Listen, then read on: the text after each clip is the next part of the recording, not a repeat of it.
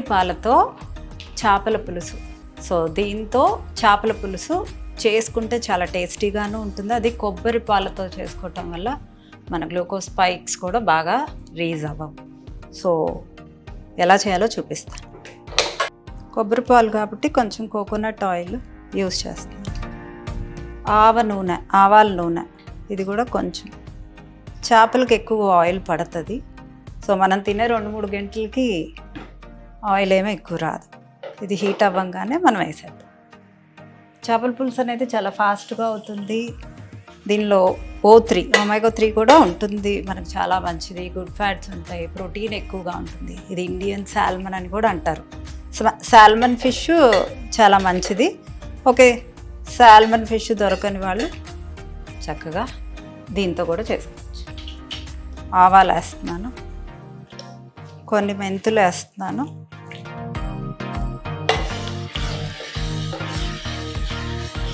ఇవి కొంచెం వేగాలి. సో ఉల్లిపాయలు వేసేద్దాం.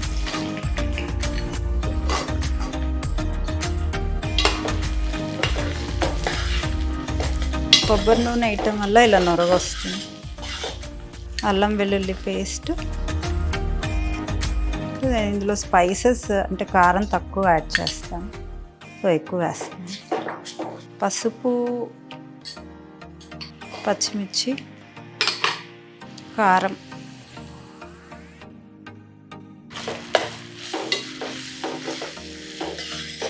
అసలు అన్నీ ఒకేసారి మిక్స్ చేసి కూడా వేసేయచ్చు. ఇది మామిడికాయ తురుము అండి. ఈ తురుము వేస్తాను.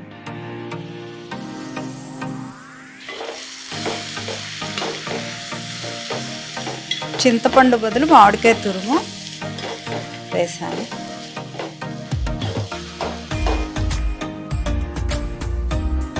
సో కొబ్బరి పాలు తీసుకున్నాం, కొబ్బరి పాలు వేసేద్దాం.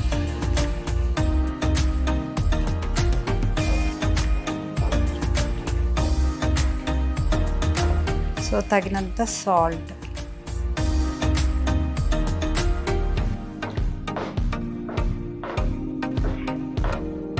లాస్ట్లో మనం మిరియాల పొడి వేస్తాము, అందుకని కారం తక్కువ వేసాం. సో దీంట్లో చెద్దువా వేసాం. ఇది డయాబెటిక్ పేషెంట్స్కి కూడా చాలా మంచిది. చక్కగా ఒక 10-15 మినిట్స్ ఉడికించుకుంటే అయిపోతుంది.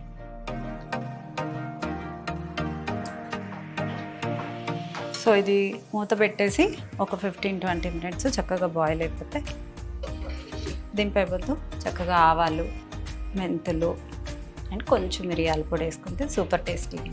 సో కొంచెం ఆవాలు ఎక్కువ వేసుకోవాలి, మెంతులు కొంచెం తక్కువగా, కొన్ని మిరియాలు. ఇవి చిట్టపట అయ్యేదాకా వేపుకోవాలి. వేపుకొని చల్లారాక పొడి చేసుకొని లాస్ట్ దింపేటప్పుడు కలిపేసుకుంటే చాలా టేస్టీగా ఉంటుంది. అండ్ మెంతులు, ఆవాలు మన బ్లడ్ షుగర్స్ని రేస్ చేయవు. సో ఉడికిపోయి ఉంటుంది. ఒక 15-20 మినిట్స్ సిమ్లో ఉడికిచ్చాము. చూద్దామా, చక్కగా ఉడికిపోయింది. సో దీంట్లో ఇప్పుడు కరివేపాకు వేద్దాం, కొంచెం కొత్తిమీర.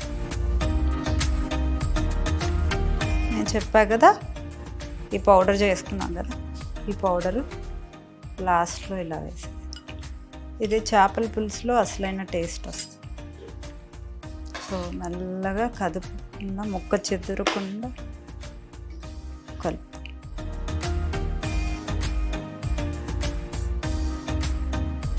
సో చేపల పులుసు రెడీ అయిపోయింది.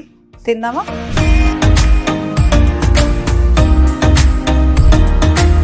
అన్నంలో నేను ఈ మొలకెత్తిన మెంతులు కలుపుకొని తింటాను. చాలాసార్లు చెప్పాను, నా డైట్లో కూడా మొలకెత్తిన మెంతులు కంపల్సరీగా ఉంటాయి. అందరికి గ్యాస్ట్రిక్ ఇష్యూ వస్తుంది అంటారు, బట్ ఇవి ఇంత మొలకలు తెప్పించుకుంటే గ్యాస్ట్రిక్ ఇష్యూ రాదు, గట్టుకి మంచిది. అన్నంలో కలుపుకొని తింటే ఇన్సులిన్ స్పైక్ అవ్వదు. అంటే వైట్ రైస్లో తింటాం కాబట్టి ఈ వైట్ రైస్లో తింటున్నప్పుడు అది కొంచెం చూడండి, నేను ఇంతే అన్నం పెట్టుకుంటా, బట్ ఎలా తింటానో చూడండి. సో దీంట్లో మొలకెత్తిన మెంతులు చక్కగా కలుపుకుంటాం. చేదు అనేది ఉండదు. కంపల్సరీగా ట్రై చేయండి, అస్సలు ఉండదు. అండ్ మనం తిన్నది కూడా బాగా డైజెస్ట్ అవుతుంది. ఇన్సులిన్ స్పైక్స్ కూడా తక్కువగా ఉంటుంది బ్లడ్ గ్లూకోజ్ స్పైక్స్ అనేది తక్కువగా ఉంటుంది. మనం బ్లడ్ గ్లూకోజ్ స్పైక్స్ లేకుండా తినటమే హెల్తీ. సో చేపల పులుసు వెయిటింగ్. నేను ఫస్ట్ ఒక ముక్క తినాలి.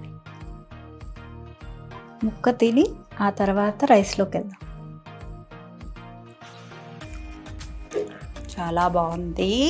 సో నిమ్మకాయ పిండుకుంటే మంచిది. విటమిన్ సి, ఐరన్, అంటే ఇందులో ఐరన్ ఉంటుంది కాబట్టి ఐరన్ అబ్జార్ప్షన్ బాగుంటుంది. మనం ఏం తింటున్నా ఆ కొబ్బరి పాలు టేస్టు, మామిడికాయ పుల్లదనం, చింతపండు కావాలంటే చింతపండు వేసుకోవచ్చు. సో ఇలా ఫిష్ మొత్తం తినేస్తే ఫస్ట్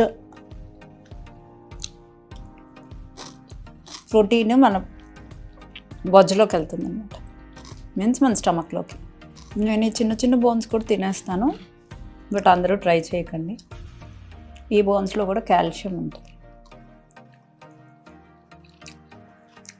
అసలు మీకు కొబ్బరి నూనె వాసన అనేది ఉండదు.